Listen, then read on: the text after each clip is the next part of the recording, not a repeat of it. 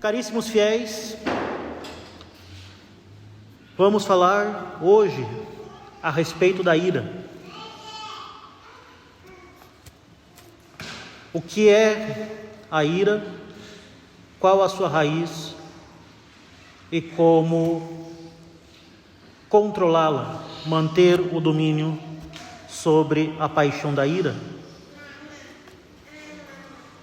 Então, nosso Senhor diz: todo aquele que se irar desmedidamente contra seu irmão, ou poderíamos dizer, não sendo custoso, lento para irar-se, como preceitua São Tiago na epístola de hoje, estará sujeito ao julgamento que fará o Espírito Santo a respeito do mundo. Como nosso Senhor estabelece no Evangelho de hoje.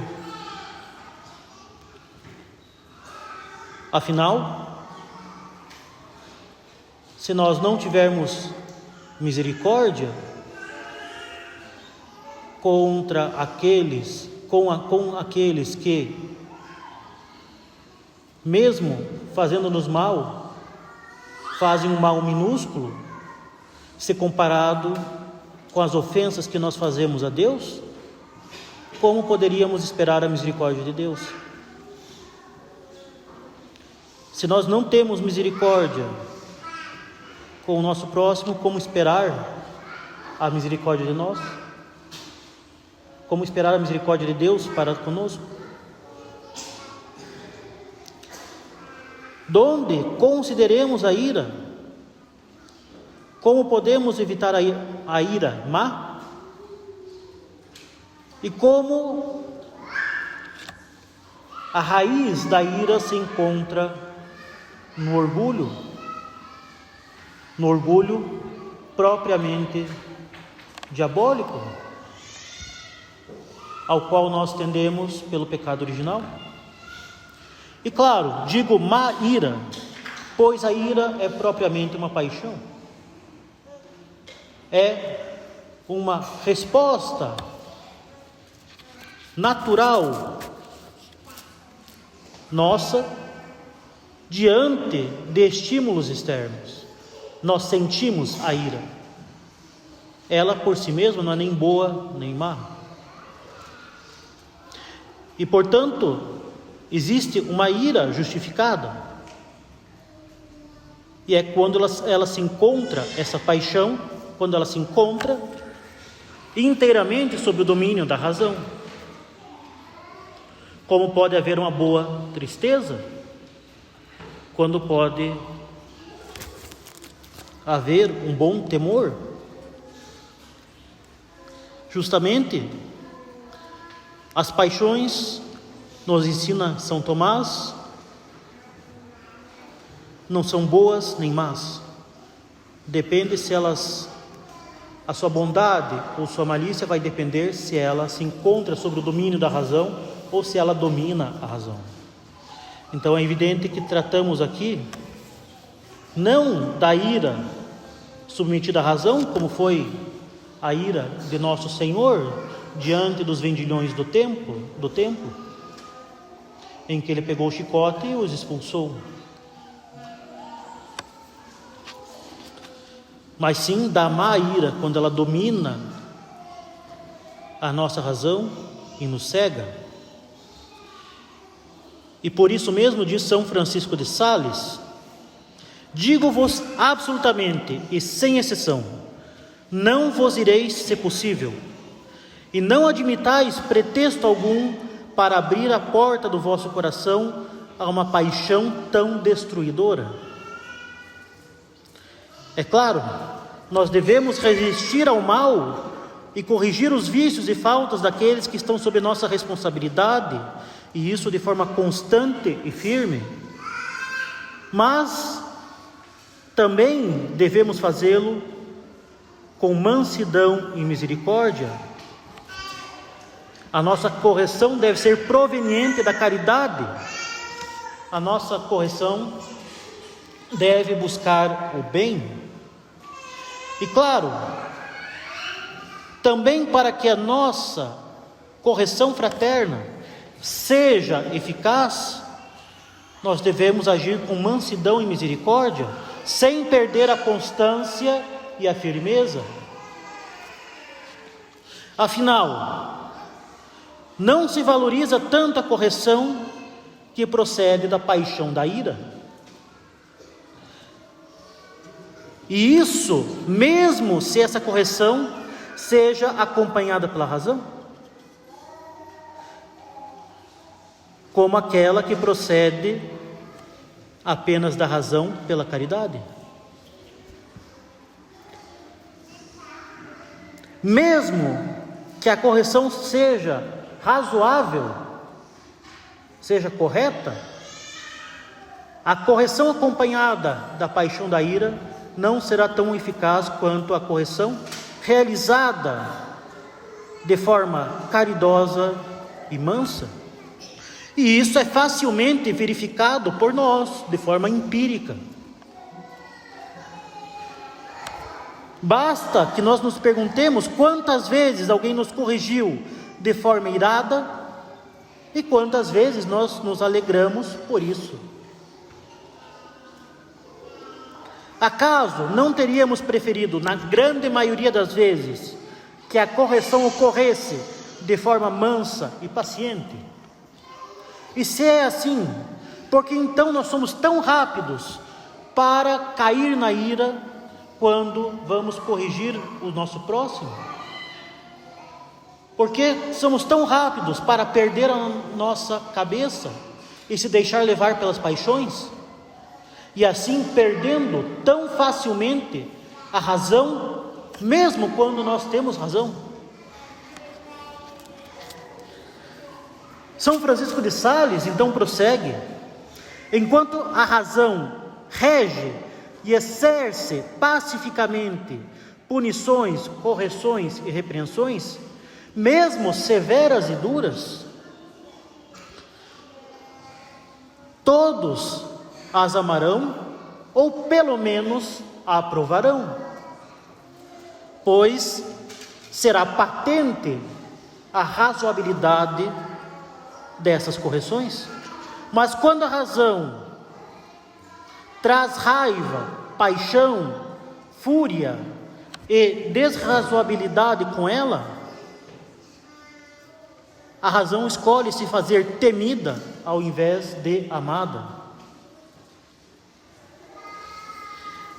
Donde, com efeito, é muito melhor, meus caros, como diz Santo Agostinho, negar a entrada de uma raiva justa e razoável do que admiti-la, mesmo que pequena, porque uma vez admitida, é com dificuldade que ela será expulsa, pois ela acaba por entrar em nós como um pequeno galho que em um momento se torna um grande tronco. No fim das contas, neste caso, mesmo que tivéssemos razão, nós a jogaríamos no lixo ao ceder o domínio da ira sobre a nossa razão. E se ela permanece, transforma-se em um ódio do qual mal temos meios de nos livrar, pois ele acaba por se alimentar de inúmeros falsos raciocínios e imaginações e mentiras do demônio. Ele se autoalimenta e se auto-justifica independentemente da realidade, de forma que ele cega o homem. A ira cega o homem e torna obsoleta a sua razão. E nós podemos ver claramente que nunca houve um homem irado que considerasse a sua ira como sendo injusta.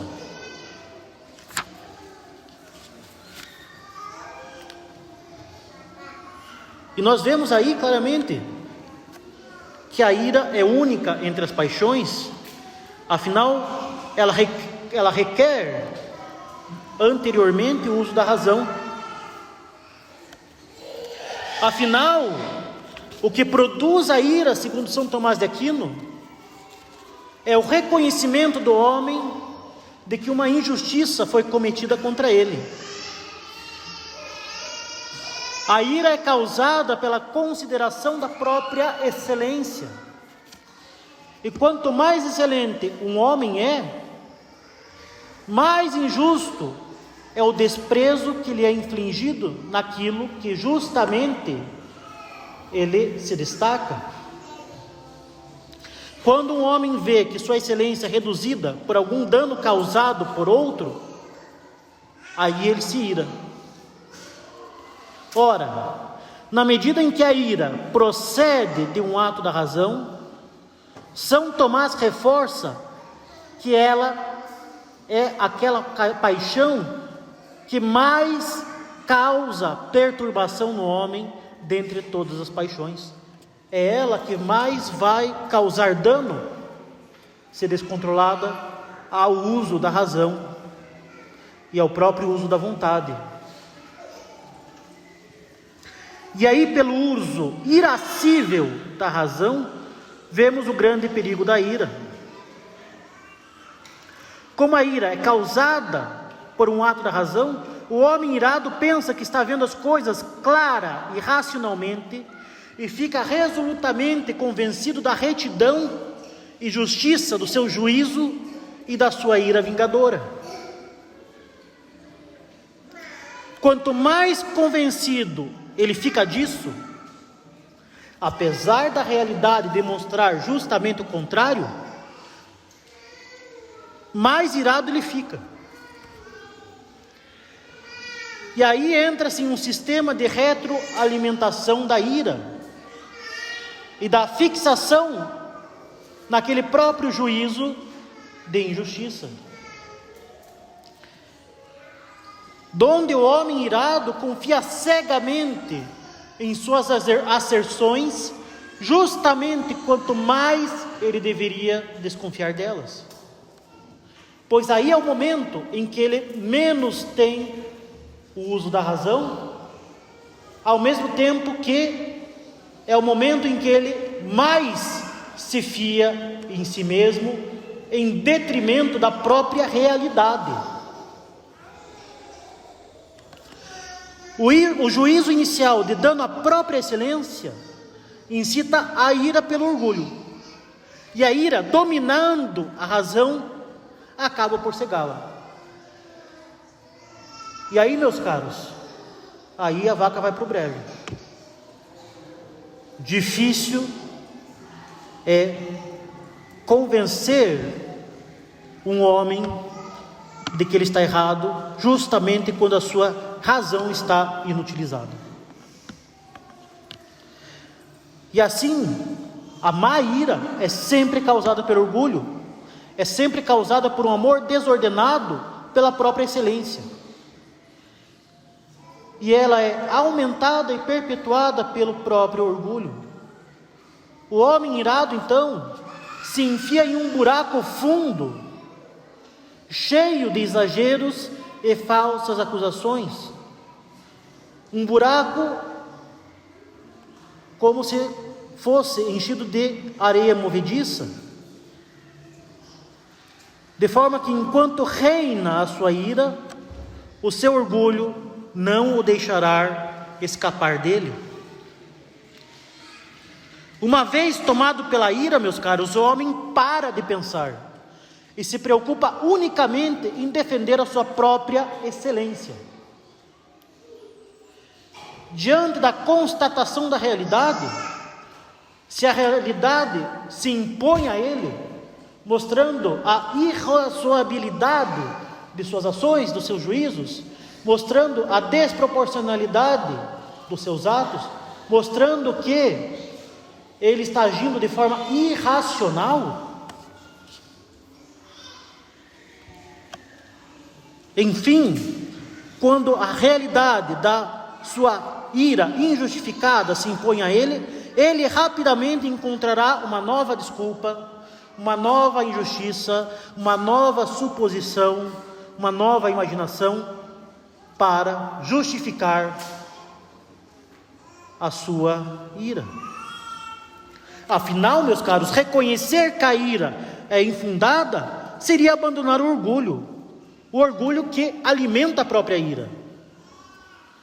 E assim, a ira se torna um fogo que, quando aceso, arderá em busca de novo combustível quando tiver consumido a palha inicial. E a raiz dessa tal raiva é o orgulho. Vemos bem como um formigueiro que surge da terra, mas não vemos toda a rede de túneis que está abaixo dele e que o faz crescer. Nós sabemos muito bem quando estamos irados, mas o orgulho, na maior parte das vezes, passa desapercebido. E a ira pode diminuir e até passar, enquanto que o orgulho que a fomenta permanece. De forma que podemos muito bem chutar um formigueiro, mas se nós não o extirpamos da terra, ele tornará a crescer. O orgulho dará origem a novos momentos de ira.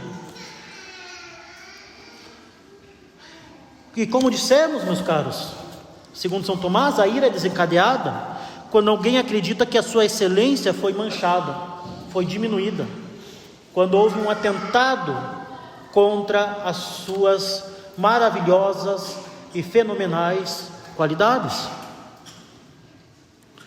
Assim, quanto mais excelente um homem pensa que é, quando não é, mais provável será que um grande número de coisas contradiga a opinião que ele tem sobre si mesmo. E de fato, quanto mais se nega a realidade, mais ela vai se impor, e de forma ainda mais dolorosa ela vai se impor. Por exemplo, se eu nego a existência dessa parede aqui, e vou correndo contra ela, mais doloroso vai ser o choque contra a parede. Mais provavelmente eu terei um traumatismo craniano. Quanto mais eu negar a realidade, mais a realidade vai causar dor, sofrimento, perturbação em mim.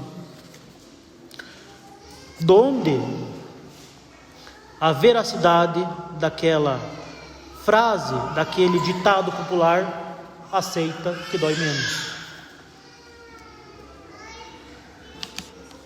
O orgulho nos coloca no centro do mundo, quando nós não somos senão palha. O orgulho nos faz imaginar que somos o centro das atenções, quando na verdade a maioria das pessoas sequer sabe de nossa existência e não estão nem aí para nós. O orgulho faz pensar que todas as nossas opiniões são melhores e mais sábias do que as do nosso próximo, e portanto todos devem nos ouvir quando falamos. Os outros devem buscar nosso conselho e fazer o que dizemos. O orgulho nos faz pensar que nossa excelência deve nos dar certos privilégios, que não deveríamos ter que esperar no trânsito, que deveríamos ter garantido sempre o mesmo lugar nos bancos da capela, ou que não deveríamos esperar na fila do confessionário. Afinal, não sentimos um desconforto sempre que uma dessas coisas acontece? Acaso isso não é orgulho? O que mais outra coisa poderia ser? Qual que é o direito que nós temos naturalmente? Segundo a nossa natureza, segundo os nossos méritos que provém unicamente da nossa natureza, nós temos unicamente o direito de morrer, sofrer e ir para o inferno, como já os senhores ouviram tantas vezes eu citar o cardeal Pi. Por outro lado, meus caros, a paciência é a virtude de suportar o mal com uma mente pacífica, sem ser perturbado pela tristeza das dificuldades na busca de um bem maior. é justamente a virtude de suportar as contrariedades em um espírito de sacrifício, buscando o bem maior. Por sua vez, o orgulho nos faz ver o mal justamente onde ele não existe. Afinal de contas, qual é o dano que realmente sofremos ao sermos tratados como todo mundo? Ao ter que esperar em uma fila, ao não ter um lugar garantido com uma plaquinha com o nosso nome no banco da capela. E assim pensa o homem orgulhoso diante desses direitos imaginários, decorrente da sua excelência imaginária, nesse seu mundo imaginário com seus amigos imaginários. Assim o homem orgulhoso se parabeniza por sua grande paciência em conter a sua raiva, como fariseu no templo. O homem orgulhoso diria: dou-vos graças por não ter dado um soco ou batido meu carro naquele homem que me cortou a frente. Dou-vos graças, Senhor, porque sou verdadeiramente paciente, pois não fiz o que essa pessoa, porque não dei uma bronca nesta pessoa, bronca que ela merecia, por ter ousado tomar o lugar em que eu me encontro todo domingo na missa. Mas na verdade, isso nada mais é que um reforço da superestima de si mesmo, que faz com que, sob um aspecto de virtude imaginária, o homem orgulhoso simplesmente reforce a imaginação de que ele tem, de que ele está sofrendo verdadeiramente um prejuízo, está sofrendo verdadeiramente um dano. É a superestima de si mesmo que faz com que essas coisas simples do dia a dia pareçam um mal inerente. Quanto mais elevado um homem se considera em sua imaginação, menor será o necessário para ferir o seu orgulho. E multiplicar-se-ão as ocasiões de ira, como a própria natureza, com os contratempos, com as insuficiências, com as dificuldades inerentes à existência humana. Pois para o homem orgulhoso, a natureza acaba por falhar em prestar-lhe a homenagem que ele acredita que lhe seja devida. Donde o homem orgulhoso há de se irar, até mesmo com o clima, até mesmo com o calor, com o frio, e até mesmo com a sua própria fraqueza. O homem orgulhoso ira-se contra si mesmo num movimento de autocomiseração, de autopiedade. E assim, meus caros senhores, o homem propenso à ira, apesar de toda a sua arrogância estúpida, ele não se torna mais forte, mas ele se torna mais fraco. Ele se torna mais fraco quando ele se julga mais forte, mais excelente, mais perfeito. São Tomás observa que o próprio fato de que a raiva surge de uma ofensa feita a nós, faz com que aqueles que são mais facilmente feridos, sejam mais facilmente despertados para a ira. Geralmente é o homem pequeno, diz São Tomás, inquieto por causa do pouco domínio que tem sobre a sua própria excelência, que se ressente da competição ou mesmo do mais leve sussurro, pois mesmo um sopro de vento tão leve pode facilmente incomodá-lo.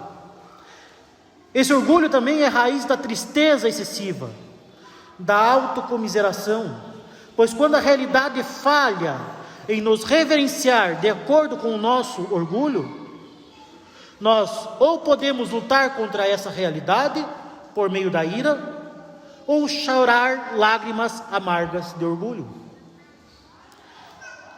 Quando nos vemos impotentes, o orgulho nos torna cada vez mais sensíveis a tudo que não acontece do nosso jeito, nos torna exigentes com tudo e com todos, com o que comemos, nos torna críticos do nosso próximo e até daquilo que está fora da realidade, como fruto da nossa própria imaginação.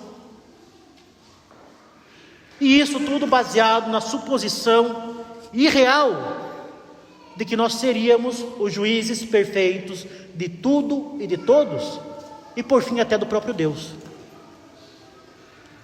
Afinal, o orgulho nos faz negar a realidade, nos faz duvidar da providência, nos faz confiar mais na nossa própria fraqueza do que na onipotência divina, sendo um próprio atentado à inteligência humana. Enfim, o orgulho nos faz com que nos vejamos como deuses em torno do qual tudo o mais deveria girar. Ele nos torna sensíveis, rápidos para a tristeza, rápidos para a ira, fazendo com que todos ao nosso redor tenham de pisar em ovos para lidar conosco.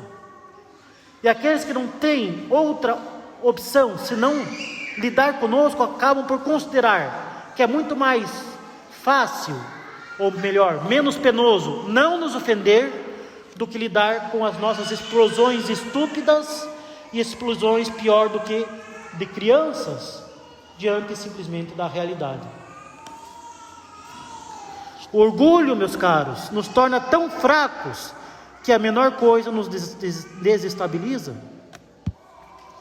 Portanto, em vez de nos tornarmos mais semelhantes a Deus, o orgulho que nos faz querer ser como os deuses, nos torna exatamente o oposto. Nos torna fracos, facilmente feridos à mercê de paixões violentas, paixões tão rapidamente inflamadas como o demônio com nossos primeiros pais. O orgulho, pela mentira, nos traz os frutos podres da tristeza e da ira. E quão diferente é o homem irascível do homem humilde. O homem humilde está sempre em paz, está sempre feliz. Ele não busca reconhecimento indevido e fica feliz quando não recebe nenhum. Não busca tratamento especial e fica feliz quando não recebe nenhum. Ele não está focado em tornar o mundo tão pequeno a ponto de se adequar aos seus gostos. Ele não está focado em lutar contra a realidade, mas aprende a encontrar o bem onde não o tinha visto antes. O homem humilde reconhece sua necessidade de aprender, sua necessidade de se adaptar à realidade. Então se comporta adequadamente conforme o real e não conforme a sua imaginação. Ele cresce assim em virtude e união com Cristo. Por sua vez, o homem orgulhoso sempre se consome em olhar para baixo, olhando com desprezo, olhando com decepção e raiva para todas as coisas que se encontram abaixo dele, que não estão sob seu domínio e não reconhecem a sua suposta excelência. E aqui pode ser incluídas as suas próprias fraquezas.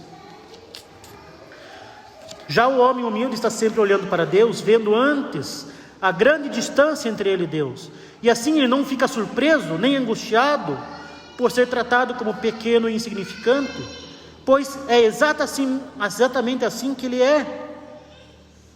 É assim como ele se vê. O homem orgulhoso imagina uma excelência que não existe, ele estará sempre desapontado. O homem humilde reconhece as suas fraquezas e a sua condição de pecador, então ele não se espanta e não se perturba diante das suas quedas, mas vai buscar justamente a misericórdia divina. O homem orgulhoso acha que ele se basta e, portanto, na prática, ele nega a necessidade da misericórdia. E assim ele nunca terá a consolação da misericórdia, simplesmente a perturbação da sua justiça falsa e implacável sobre si mesmo, uma justiça que é mais severa que a própria justiça divina. O homem orgulhoso gosta de se comparar com alguém muito perverso e assim se imagina um grande homem. O homem humilde se compara mais a Cristo e assim se vê tão longe deste pináculo de virtude que é a humanidade santíssima de nosso Redentor.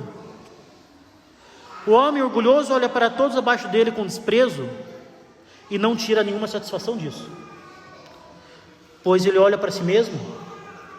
O homem humilde eleva seu coração e mente a Deus em oração, e em Deus encontrará a paz que o mundo não pode dar.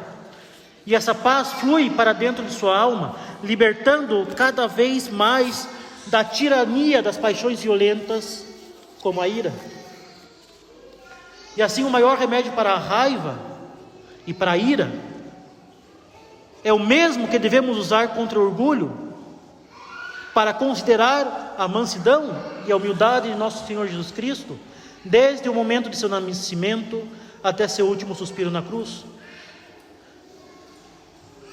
Aquele que estava acima de toda a criação, o mais excelente de tudo aquilo que existe, o mais santo e o mais inocente, ocupou o lugar mais baixo, sofreu o pior dos julgamentos injustos, o pior dos insultos, o pior dos maus tratos.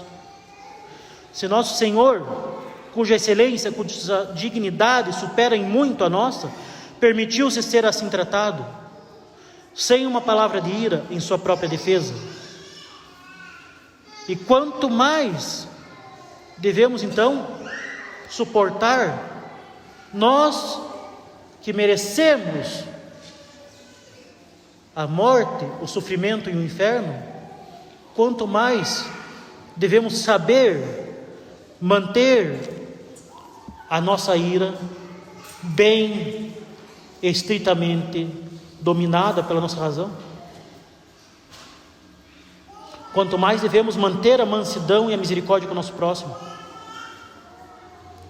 Que não nos façamos deuses, meus caros, mas sejamos misericordiosos e mansos, para que nós possamos ter então a misericórdia de Deus e as suas consolações. Louvado seja nosso Senhor Jesus Cristo. Em nome do Pai, do Filho e do Espírito Santo. Amém.